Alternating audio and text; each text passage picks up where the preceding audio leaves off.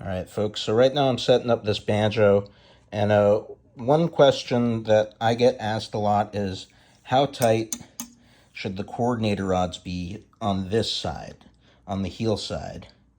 And the two most common things I see when people bring banjos in for setup is that these are either too loose or way, way too tight.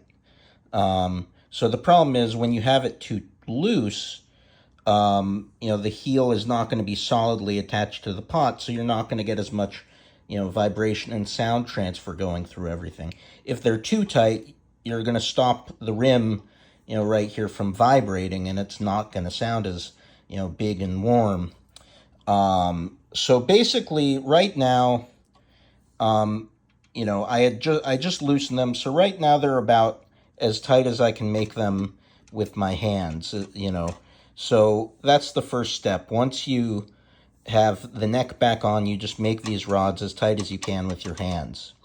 After that, I'm not going to do this right now just because I'm holding the camera and, I don't want to, make anyone go crazy or anything. But then you kind of flip the banjo over and sight down the fingerboard just to see if the sides of the fingerboard have, twisted a little bit. Since this isn't glued on, it can twist a little bit to either side. And what do you do if it twists a little bit? You just take your hand, grab the neck, and just turn it, whichever way you need to make it flush with the head.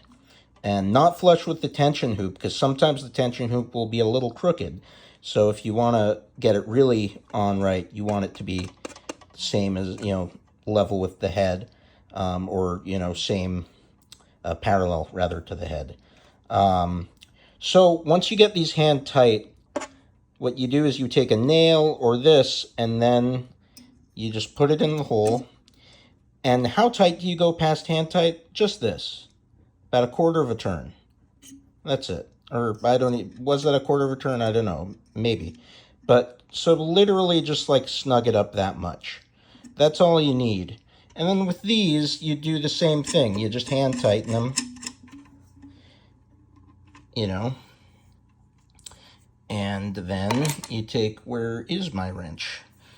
Well, my wrench is somewhere. But anyway, basically you do the same thing. You just take the wrench and snug that up. Same on this side. This one right here on top is a little bit trickier. With a tone ring banjo, since you have a skirt on the outside of the rim here, if this gets too tight, it can push the rim into the tone ring and mute things. So I usually tighten this with my hands and then just use the wrench to make it just a hair past hand tight.